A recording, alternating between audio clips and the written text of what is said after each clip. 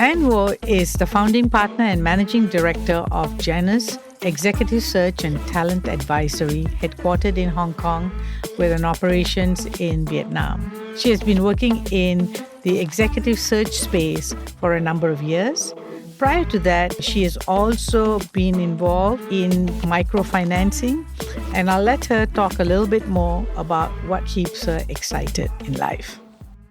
Welcome to Thriving in the Age of Disruption podcast series. I'm so excited that you can be here in person. And I start off by having you introduce yourself. Hi, Ramesh. Very nice to be here today. I am currently running an executive search firm called Janus Executive Search and Talent Advisory, headquartered in Hong Kong, but we are quite active in Southeast Asia, and Vietnam is actually one of our biggest markets. I've had more than 12 years of experience being an HR for large multinational corporate as well as local Vietnamese corporates. The last corporate role I held was the head of talent acquisitions for a Techcom bank, which is one of the leading commercial banks in Vietnam. On the personal side, I'm a mom of three. My friends know this. My first son was born with a very special condition called lissencephaly, and it was impacted by a gene mutations that impact about 1 per 4 million children in the world.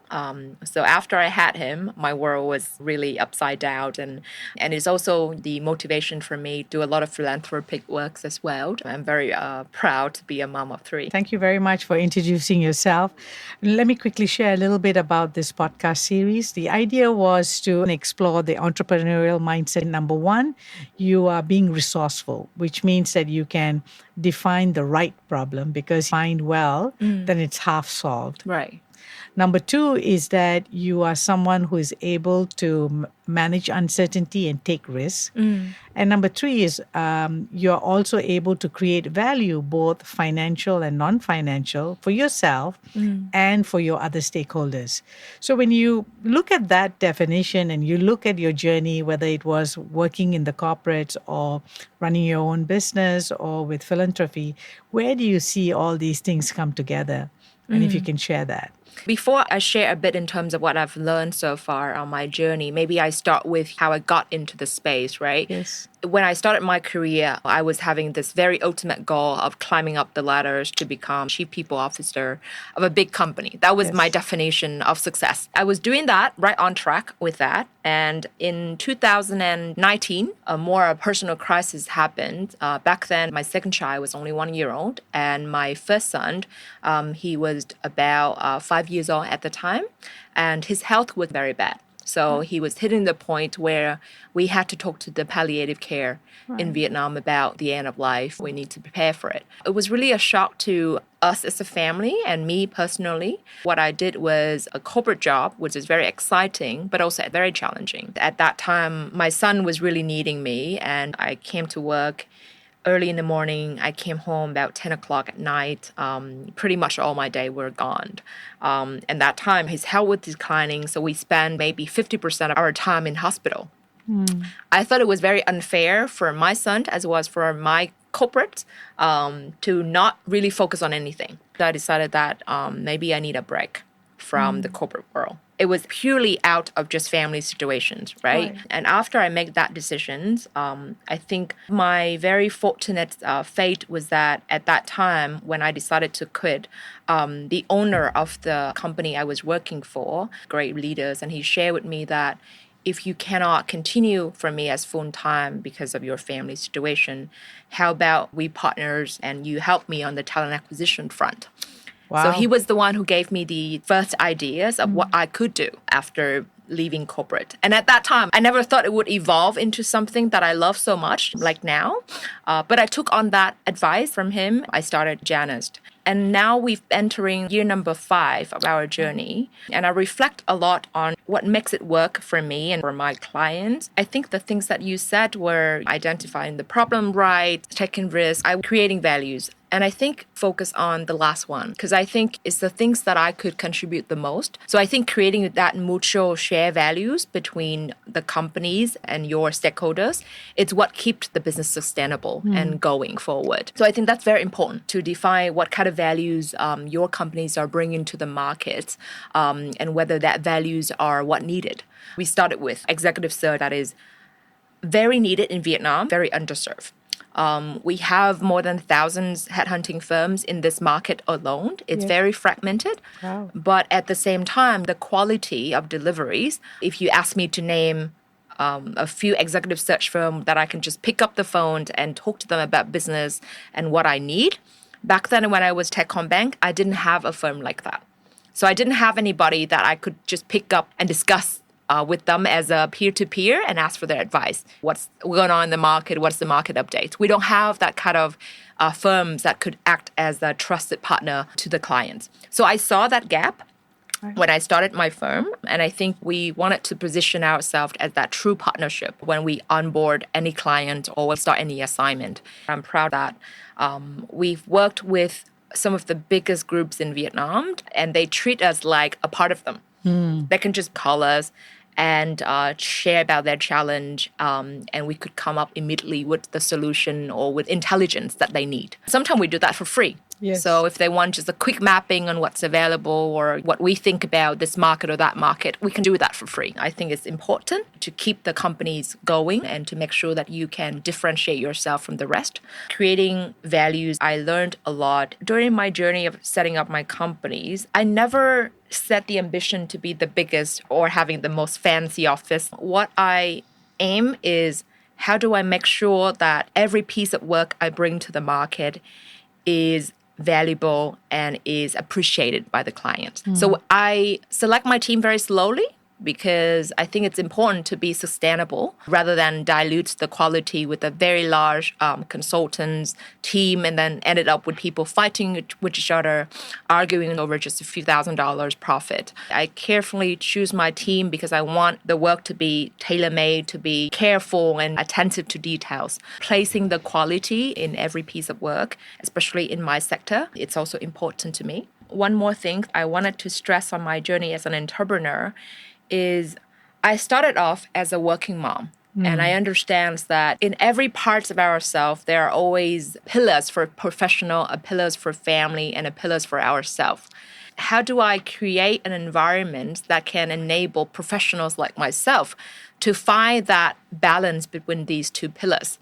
And to find that, I borrow the word ikigai from the Japanese context, is that how you make sure that you can create this environment so that other professionals who join you can be empowered to reach the same balance between different pieces of their life. That's my personal value that I put into my company. I'm proud that it's becoming differentiating points for my company as well. We allow our staff to work anywhere across the world. Oh, wow. And at any times of the year, we offer unlimited leave days. That's something that I don't think a lot of companies are doing. And I love the story. One of my staff, she was freshly out of the divorce, and she took off to India for a few months. Right. And I let her work from there. And she found her partners there. Right. And now they move in together. Right. So I love that story. I feel like the company that I created is not only just a professional one, a work one, but how do I empower my people, my staff to find that ikigai of their life is also something I'm striving for. Oh, excellent. I want to underscore some of these points. The first piece is that you talked about the crisis that became the opportunity to become an entrepreneur. Yeah. And although you didn't directly highlight this, but I guess entrepreneurship does offer to people freedom to design the life that they want. Those circumstances where you were torn between being at home for your son and also at the same time to provide the value that you've committed to your clients, entrepreneurial venture probably gave you that flexibility and freedom that impacted you significantly because you want to provide that same balance for people who work with you. And it's become part of the corporate culture or even a competitive advantage as an organization. Yeah. As in people work with Janus, that's what they get to work in, right? Yeah. What's really happening in the executive search in Vietnam? What's your advice? Like I shared with you earlier, right? When we look at the recruitment markets in Vietnam, it's a very competitive and fragmented space. We have lots of recruitment firms in the country. And I still remember when I was with Techcombank as their head of talent acquisitions, I signed a contract with probably 30 of the agencies in the market alone. Right. So it's a very competitive space, but at the same time, like I also point out, there is room for improvement and there is opportunities because the quality of service, especially at the executive search search level is still at the beginning. We don't have many firms that stands out in the market as the number one supplier for executive search. So that's from the industry perspective, Yeah. like the service providers. Exactly. But what about the other aspect? Like, for instance, if you want to have someone great in tech, you got to hire from outside Vietnam. There are a few areas that Vietnam market is still behind in terms of talent supply, and it's very rare to find a Vietnamese local who can do the job. And I can name a few of them. For example, if we look into the field of digital transformation, that is the number one field that I think it's hard to find people in Vietnam across the sectors. Even in financial services, in retail. If you talked about digitalization or digital transformations, we don't have a lot of talents in this market to understand how to do it or how to take companies from this situation or this status to the next digitalized phase. So for that areas, we have to look outside of Vietnam. Another area that is also quite lacking in this market is in the R&D. Research and development. It applies across sector as well. I think part of the reason because the majority of the research work or product innovation work across the multinational companies historically has been done outside of Vietnam. All right. So the hub was not in Vietnam. So that was part of the reason why we don't have generation of talent who can drive and lead innovation or R&D. So for R&D space, we have to go outside of the markets to search for people. Another areas that now, starting from around 2-3 years ago, we started talking in our company is to scale beyond border, to take Vietnamese company to go outside of Vietnam. Right. And that is something we don't have in this market for the obvious reasons, right? You don't have a lot of company in this market that have global presence. I think that is a positive sign that a lot of companies in Vietnam starting to have the needs to go outside of Vietnam. And in that space, we have to look for people who understands what it takes to scale a company beyond just a geography. And of course, that we cannot find in Vietnam because we don't have the talent pool and or the companies that offer that opportunities before. So these three areas I say would be number one. We always have to go outside of Vietnam. And then there are some other areas that are quite specific for sectors. So for example, I work a lot in financial services sectors, roles such as wealth management, digital wealth products, or technology, data leadership role, all of that, we also have to look outside of Vietnam. When it comes to talent shortage in Vietnam, is a yes and no. The mid-tiers or even the senior management level, you have a good supplies across marketing, HR, even technology in some sector as well. And data starting to catch up. Finance, we still have good supplies of talents from the local markets. But apart from that, we have to go outside. A related question that I've always been curious, who's more important for you, the candidate pool or the client pool? I think all of my executive search colleagues would agree with me that we always need clients. Right? We always need clients first because that's where the demand comes from. And of course, depending on the years, for instance, this year, I would say the clients or the employers have more negotiation power because we don't lack talent. The talent supply this year is still quite abundant. I think part of the reason because a lot of the layoff from the US and European markets and also in the technology sectors, there are a lot of freezing in terms of capital. The power lean towards the employer. It's important to have high quality clients who are willing to pay, who have exciting roles to work on, and then we can match the candidate pool. So for us, it's always a balance. But I would say for this year specifically, we don't have challenge in terms of finding talents, but we focus on finding the right client, identifying which roles to work on. I'm really happy that you were able to decode for us demand and the supply side of the executive search business. If someone was looking for a position, they will write up a CV, get in touch with your firm or some other executive search firm. I have to be very honest that the majority of the roles that we fill for clients, we usually fill with passive candidates.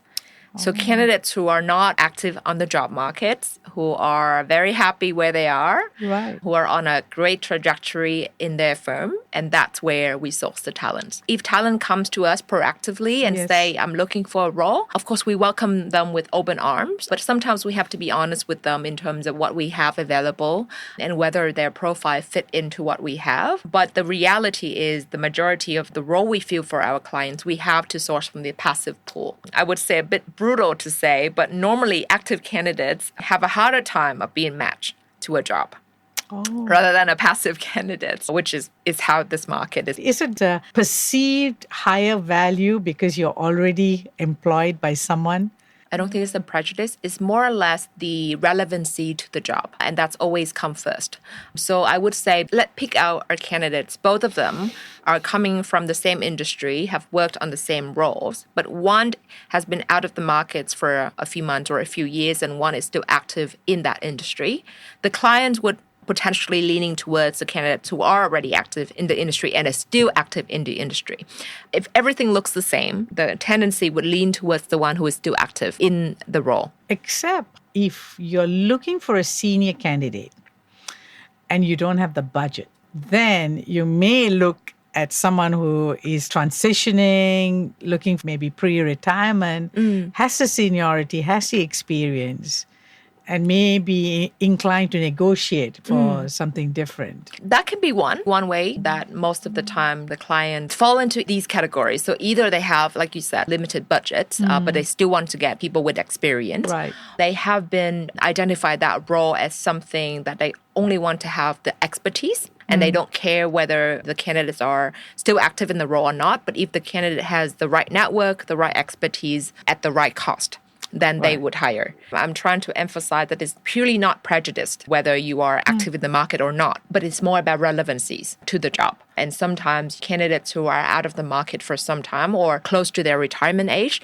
we are still able to match because their expertise and their network is what the client needs at that time. Let me move to a new topic. Crisis can be a setback or a failure. And in that moment, you either die or you get to live because you do something. We can either freeze, fight, or flee.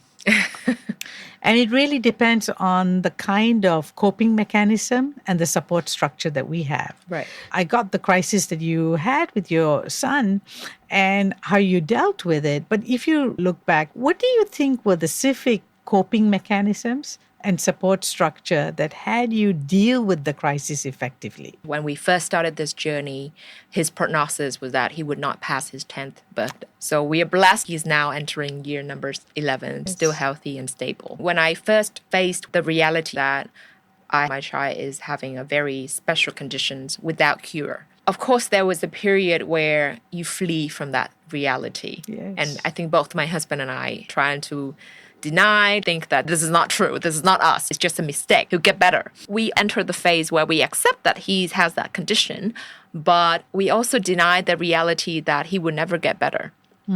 We're still holding that hope our son will become this normal, typical child. We cling to that hope. In some aspect, I think that's the way of fleeing the reality because we still hold on to a very hopeless hope because his condition is purely without cure and he would not get better. He was born with a condition called lissencephaly. So your brain would have folds that helped you function as a normal person. His brain does not develop those Girian folds. Right. So it's smooth. Right. It's other words called smooth brain condition. Right. And it's caused by a gene mutation that impact 1 per 4 million child in the world. He has a lot of complications, like he has seizures very often. He has developmental delays. So for example, right now he's 10, but technically he's a 4 months baby. So he depends on us for feeding, all of the personal care. His condition will continue to be like that, and it will get worse once he gets to his teenager's age with a lot of biological change, what we were told in terms of how he would progress. But in terms of stand, be able to walk or to talk or learn or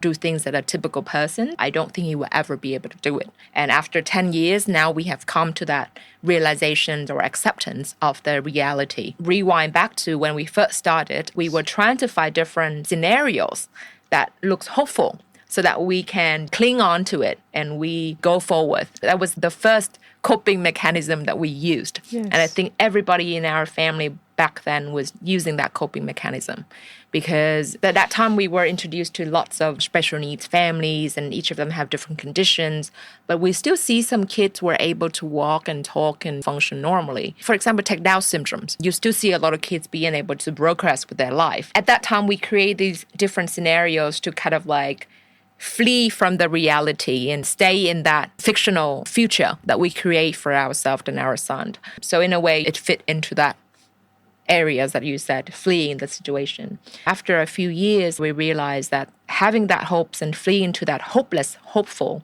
future kind of break us down so much, because we keep hoping and trying, and then we keep being disappointed. We kind of transition into not fight anymore, but more at ease with it. And we appreciate the day as it's come. And now thinking back about my journey, I think one of the biggest factors that really kept me going, there are two things. I think number one is this natural instinct as a mother. This is your child. Whatever you do, you cannot abandon him, right? So you have to live to fight for him, to continue care for him, and to continue give him the love that he needs. That kept me going a lot. And I think a lot of mothers can relate to it if you have a child. I think the second thing, I really agree with what you said about the support network, because without that, honestly, we cannot do anything. I couldn't do it without my mom, without my families, without my husband, and also even with my companies at that time. I was working for British American Tobacco, and all of my colleagues and the leadership team at my company were fully supporting me to take some time off and care for him during the first few years of his life. And they still keep that post for me. And when I came back, they even promoted me to a higher job. So I think without that strong support network surrounding you, I don't think you would be able to do it. And I reflect on a lot of cases that I know where they throw into depression and they choose to end their life. The biggest reason was that they lack of that support network. They just have their own depression and in their own dark world and were unable to get out of it.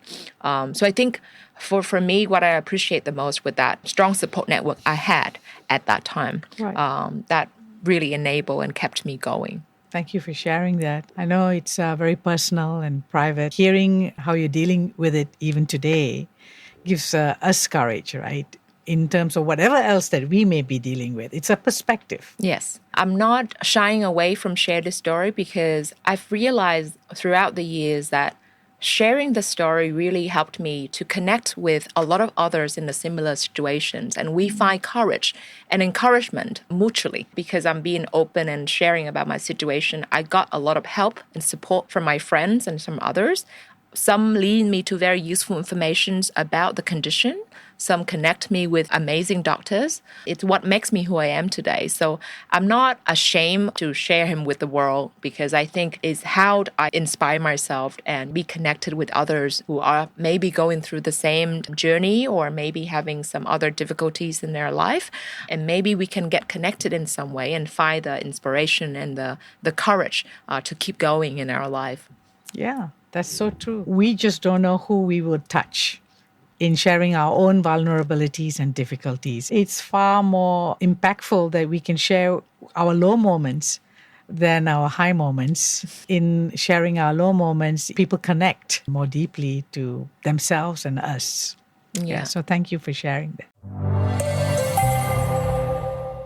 You talked a little bit about the philanthropy work. And so is it in this space? I've always been in philanthropy work even before the corporate world. I used to lead a microfinance projects for Clinton Global Foundations in central Vietnam. And back then we offered the microloans to families in the central Vietnam, and we targeted specifically families with disabled children. That started even before I had kids, and I've always been in that space. I was a very strong advocate for Agent Orange victims, which are people or families impacted by the Agent Orange chemicals drops during the Vietnam War. I'm still active with the organizations that does that work. And I'm not sure whether it's fate or something, but I have always had this connection with the disabled communities, and especially with children. So all of my work has been focusing on that areas, even before I had my children. My son goes to a special school in District 3, where he has his physical therapy. And we do fundraising for the school as well to help other kids of similar situations. So that has been continuing for the past decade throughout my journey with my son. When I share with you about a time where we had to talk to the palliative care team, I found out that the palliative care practice, especially for our children in Vietnam, is very underdeveloped. We don't have a lot of resources and doctors in that space in Vietnam. Depressing practice. When you talked about children, you talked about future, you talked about treatment, you talked about cure. Yes. Nobody talks about end of life for children. When I had that conversation with the palliative care team, I also realized that is very underdeveloped here.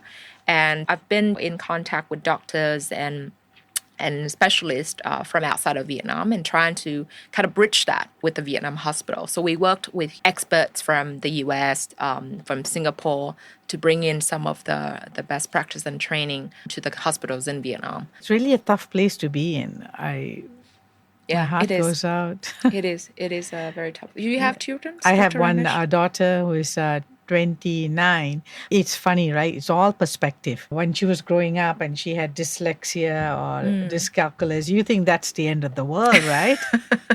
But then you're now talking about something else entirely, right? Yeah. So I read somewhere this saying is very, I think it's really true. They say the most extraordinary things in the world is an ordinary man and an ordinary woman with their ordinary children.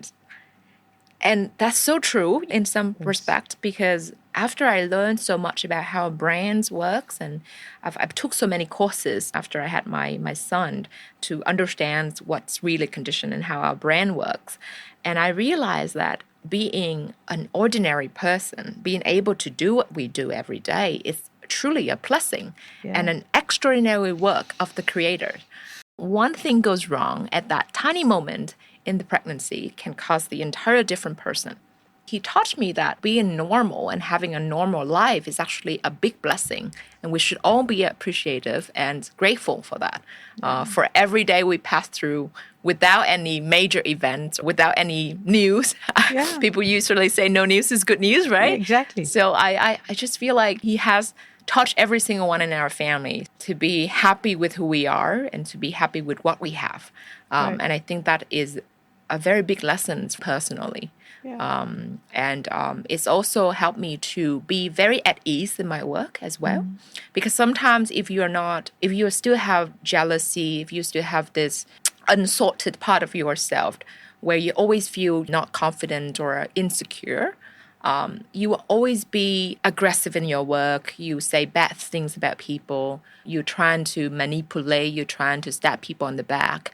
And business is a tough world, right? We talk bad stuff about competitors. We're trying to beat them and things like that. But I think being a mother, and especially being a mother of a special needs child like my son, has taught me that no matter how your business is going, there will always be some way out. So there's no need for you to do dirty tricks. There's no need for you to cheat. There's no need for you to be angry at anybody. And I think that's really helped me to control my emotions and to be very at ease with myself. I've learned not to be overexcited about anything because things can go wrong very quickly. When things go wrong, I learn not to be so beaten up by it, be so down by it that I become aggressive to people or be nasty to people. Right. So I think in a way it's helped us to become a better person. I'm going to ask two related questions to this. The first one is, where are you in your spiritual journey? Spiritual, you mean in terms of religions or? How have you defined spirituality? I've never a religious person. Like from when I grew up, of course, we went to pagodas, we worship our ancestor, and we have Buddhas in our house. I've never grown up as a religious person. I understand why people are being religious. I was never a religious person until that happens, until my son. Back then, we went through a phase where we thought, how on earth could this happen to me? I have been a good person all my life. My family have been good people all their life. How come this happened to me? And you start questioning that and you start thinking of this as a karma on you. So I started going to pagodas more. I started to pray more. There was a period that I pray every night for my son.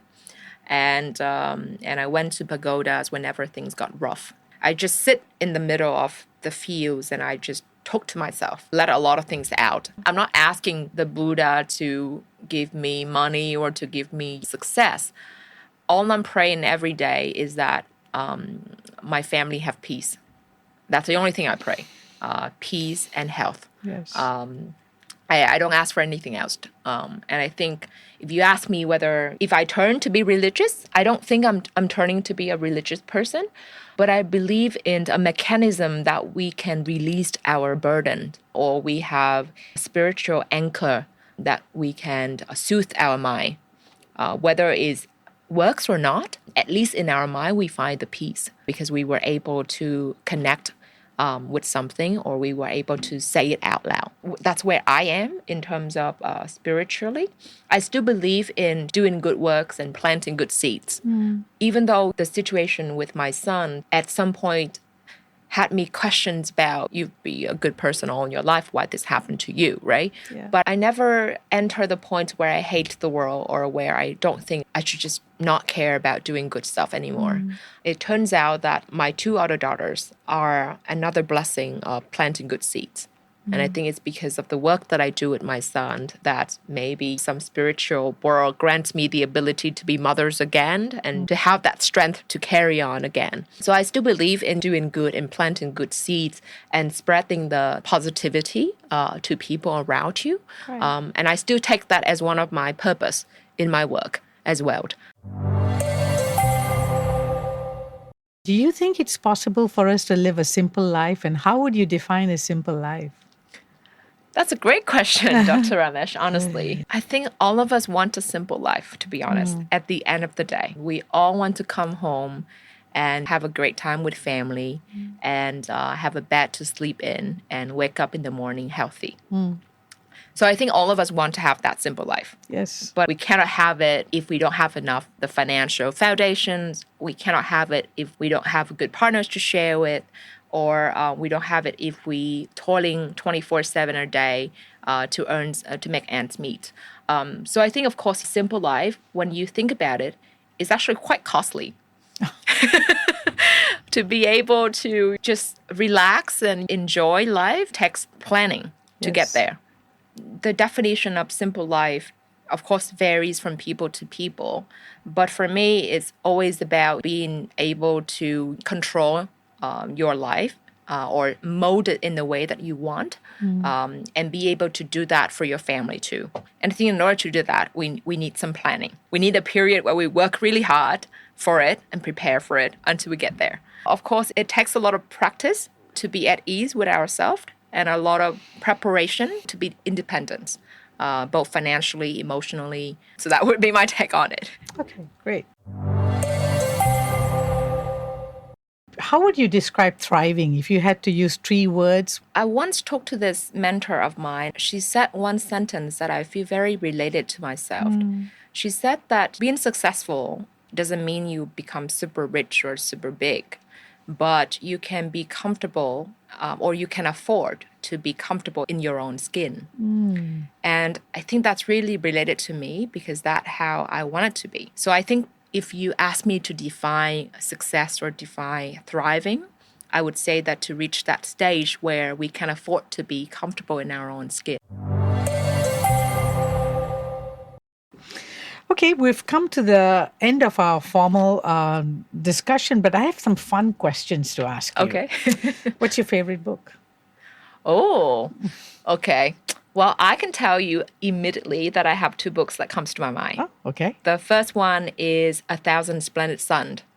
I'm not sure if you've read it. It's a book about Afghanistan and the situation with the Afghanistan's women back then in a very tough situations. And that book, I think, was really haunting. It stays in my mind for months in terms of the situations the protagonist was in and how she sailed through it and the agony, the pain, the sorrows, and the story was so powerful. It stays in my mind a long time. I've never read a book that I cry so much like that. So I definitely recommend. A Thousand Splendid Suns. Another book that I recently read is Pillars of the Earth by Ken Follett. It's also marvelous, excellent books, and it talks about architect, the arts of building a cathedral in England. And behind that story is a lot of the struggles between powers and love and family connections. It was a very exciting book to read. I couldn't put it down until the end. It was more than 2,000 pages or something. Wow. It was very thick. Yes. Yeah, but we got through it very quickly because it's very captivating. So those two books would be something I would recommend. If you could have dinner with anyone in the world, who would you like to have dinner with? Okay. I've always wanted to have dinner with Mother Teresa. I think she had one motto in life that I was so inspired, and I think that was one of the motto that I always keep in what I do. She said that you can do no great things in the world, only small thing with the great love. That's really resonate with everything I've done. So if I wanted to have dinner with anybody, that would be her. Okay, I got that. And if you could have any kind of superpower, what would it be? Maybe the things that would be helpful, most helpful to me would be to cure any disease in the world by just one touch. And what's the best advice that you ever received? Don't give a shit. And the worst advice? The worst advice? Don't worry, it will be okay.